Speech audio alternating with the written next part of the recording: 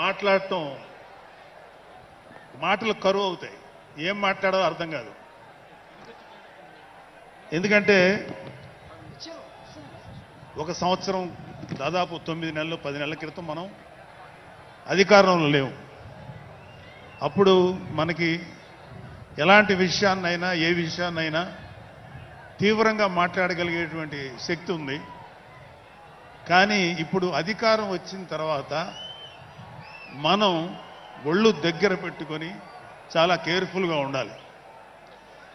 అలా ఒళ్ళు దగ్గర పెట్టుకోకుండా నోటికొచ్చినట్లు మాట్లాడితే ఏం జరుగుతుందో మనందరం కళ్ళారా చూస్తున్నాం. ఇవాళ అహంకారం తలకెక్కి నోటికొచ్చినట్లు మాట్లాడి చిన్న పెద్ద తేడా లేకుండా బిహేవ్ చేసినటువంటి మాట్లాడినటువంటి కొంతమంది ప్రతిపక్ష అని చెప్పలేములేండి, ప్రతిపక్షం లేదు కదా, నాయకులకి ఏం జరిగిందో తెలుసుకున్నాం. కాబట్టి ప్రతి మాట ఆచితూచి మాట్లాడాలి. సో అందుకని కొంచెం అది కూడా కాకుండా మేమందరం కూడా మాకు కొన్ని లిమిటేషన్స్ ఉన్నాయి. మన ప్రెసిడెంట్ గారు ఏమాత్రం ఒక మాట తేడాగా మాట్లాడినా ఒక ఏ విధంగానూ స్పేర్ చేయనటువంటి వ్యక్తి, ఒక డిసిప్లైన్డ్ లీడర్ ఆయన. సో ఆయన ఆధ్వర్యంలో చాలా జాగ్రత్తగా పనిచేస్తాం, జాగ్రత్తగా మాట్లాడతాం. Thank you very much. అసలు ఒక 12 సంవత్సరాల కాలం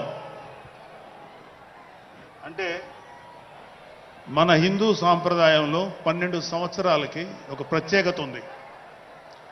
మన కృష్ణ గోదావరి లాంటి నదులకి పుష్కరాలు జరుగుతుంటాయి. చాలా పవిత్రమైన రోజులు అవి. అలాగా మిగతా అన్ని ఆవిర్భావ సభలు ఒక ఎత్తు అయితే ఈ 12వ ఆవిర్భావ సభ ఒక నదికి వచ్చిన పుష్కరాలు ఎంత పవిత్రమైనయో అంత గొప్ప రోజు ఈరోజు. సో ఈ అవకాశం మనకి ఇచ్చినటువంటి పవన్ కళ్యాణ్ గారికి మనం అందరం సదా కృతజ్ఞులై ఉండాలి. ఇప్పుడు పవన్ కళ్యాణ్ గారు ఆయన సాధించినటువంటి సక్సెస్, ఆయన సాధించినటువంటి విజయం మనం ప్రత్యేకంగా చెప్పుకోకర్లా. 100కి 100% స్ట్రైక్ రేట్ తోటి ఆయన విజయాన్ని, అద్భుతమైన విజయాన్ని సాధించడంతో పాటు అటు రాష్ట్రంలోనూ దేశంలోనూ ప్రభుత్వాలు నిలబెట్టడానికి ఒక వెన్నెముగ్గా నిలిచారు. సో ఆయన గురించి ప్రత్యేకంగా ఏమీ మాట్లాడక్కర్లేదు. ఎందుకంటే చాలామంది చాలాసార్లు మాట్లాడుతున్నారు. మనం తెల్లారులేస్తే టీవీల్లో అన్ని చోట్ల చూస్తున్నాం. ఆయన తీసుకున్నటువంటి Panchayati Raj, water works, forest department ఎంత ఎఫిషియెంట్గా పనిచేస్తున్నారో, అలాగే మన మినిస్టర్లు తీసుకున్నటువంటి ముఖ్యమైన శాఖలన్నీ కూడా ఎంత ఎఫిషియెంట్గా పనిచేస్తారో మనందరం చూస్తున్నాం. సో స్పెసిఫిక్గా కళ్యాణ్ బాబు గారు ఎంత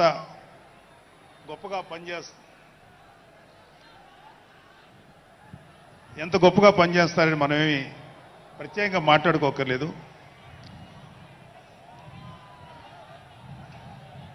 సో అయితే ఎన్ని మాట్లాడినా ఒక విషయం అయితే మనం మాట్లాడుకోవాలి. ఒక సినిమా స్క్రిప్ట్ కానీ ఒక ఉపన్యాసం కానీ దానికి కొన్ని లక్షణాలు ఉంటాయి. అంటే ప్రతి స్పీచ్లోనూ ఒక హీరో, అంటే ఒక సినిమాకి చెప్పిన ఒక హీరో, ఒక విలను, ఒక హీరోయిన్, ఒక హాస్యగాడు, ఇలా ఉంటారు. సో మనం వైసీపీ హాస్యగాళ్ళ గురించి చెప్పుకోకుండా ఈ స్పీచ్ని ఎండ్ చేయలేం. ఎందుకంటే జగన్ లాంటి హాస్యనటుడు కనే కళల గురించి మీకు చెప్పాలి. ఆయన ఎలక్షన్స్ అయిపోక ముందు నిద్రలోకి వెళ్ళారు. ఇప్పటికి నిద్ర లేవాలి. అప్పుడప్పుడు నిద్రలో లేచి కలవరిస్తుంటారు. మొన్న కూడా ఒక మాట చూశారు. కళ్ళు మూసి తెరిచేలోగా 9 నెలలు అయిపోయినాయి, ఇంకెంత, ఇంకాసారి కళ్ళు మూసి తెరిచేలోపుగా 5 ఏళ్ళు అయిపోతాయి, ఆ తర్వాత అధికారం మాదే అని ఆయన మాట్లాడుతుంటే అంతకన్నా ఏ హాస్యగాడు కూడా అంత అద్భుతంగా చేయలేడు. అంత అద్భుతంగా హాస్యం చూపిస్తున్నారు ఆయన. కానీ ఆయనకి నా సలహా ఏంటంటే, సార్ మీరు నిద్రలోనే ఉండండి, అప్పుడప్పుడు కలవరించండి, తప్పులేదు. ఇంకొక 20-30 ఏళ్ల తర్వాత మీరు కల్లో నుంచి బయటికి రండి, అప్పుడు దాకా మిమ్మల్ని ఎవ్వరూ డిస్టర్బ్ చేయరు. ఇది నాకు మనస్ఫూర్తిగా నేను మీకు ఇచ్చే సలహా. మీరు 20 ఏళ్ల తర్వాత మేలుకోండి, ఆ తర్వాత మీ ఇష్టం. మేమైతే 20 ఏళ్ల దాకా మిమ్మల్ని హ్యాపీగా పడుకోమనే సలహా ఇస్తున్నాం.